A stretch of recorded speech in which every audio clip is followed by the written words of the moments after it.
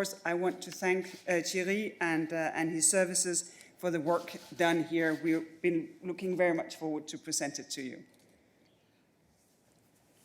Well, thank you very much, Margaret, for this comprehensive presentation, and I would like to complement with a few comments from my side, and I will be brief. And I know that some of you on Twitter are already putting the chronometer on, so I will try to stick to it. And then to do this, I will speak in French.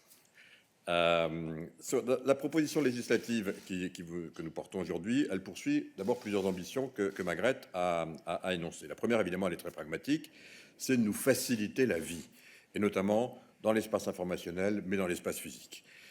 Margaret a expliqué de façon très précise tous les niveaux de ce projet et de ce portefeuille numérique qu'on peut appeler le e-wallet.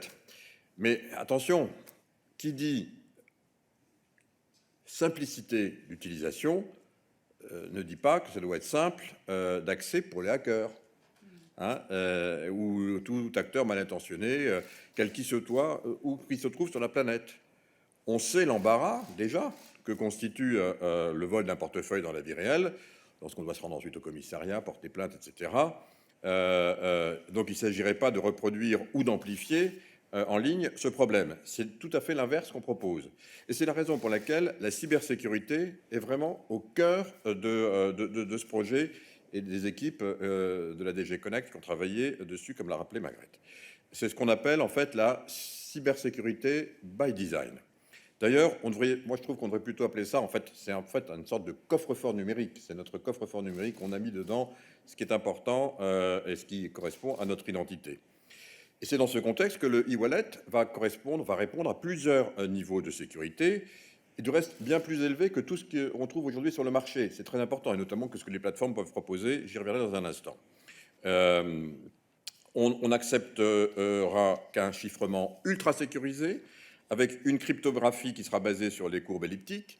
Ces protocoles ultra sécurisés ne pouvant à l'heure actuelle être cassés que par du calcul, je dirais, non traditionnel. On sait en revanche qu'ils pourront un jour peut-être être cassés par des ordinateurs qui ont été accélérés d'un point de vue quantique, et c'est la raison pour laquelle, et des futurs ordinateurs quantiques, on n'en est pas encore là, mais les accélérateurs, on y arrive, et donc c'est la raison pour laquelle j'invite les États membres, d'ores et déjà, à prendre en compte la cryptographie post-quantique pour garantir la sécurité maximale.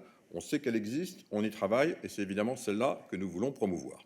C'est une dimension de confiance et de sécurité qui est absolument essentielle, je dirais même consubstantielle à notre projet, parce qu'évidemment, ça ne vous a pas échappé, il a une dimension stratégique, puisqu'il rejoint notre ambition de redonner le contrôle de leurs données à nos concitoyens, qui imaginaient par exemple, il y a une décennie encore, que des acteurs privés, notamment les plateformes numériques, viendraient concurrencer la souveraineté même des États, frapper la monnaie, et pouvoir peut-être même émettre notre propre identité.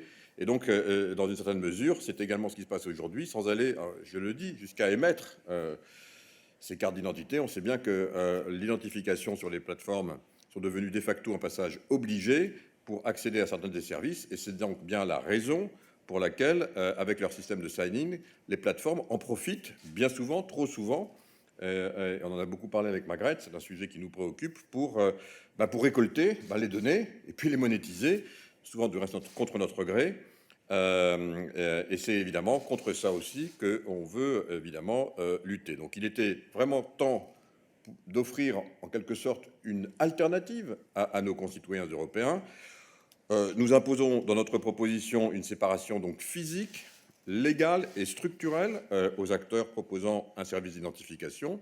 Les données récoltées du reste ne serviront qu'à identifier l'utilisateur, c'est extrêmement important, et pas à lui infliger par exemple de la publicité ciblée. Donc ça c'est un élément évidemment qui est très important. Donc en conclusion, je pense vraiment que notre initiative a le potentiel, elle a été designée pour ça, de simplifier la vie de nos concitoyens, de sécuriser aussi leur vie, notre vie numérique, par exemple de la même manière que le roaming a bénéficié à tous. Et si pour ce faire, nous laissons à chaque État membre le choix de sa propre solution technique, il est impératif qu'elle fonctionne partout en Europe, et c'est effectivement l'objet de cette proposition. Je vous remercie. Merci beaucoup, Monsieur le Commissaire. Thank you very much, Executive Vice President. We have now time for your questions. As always,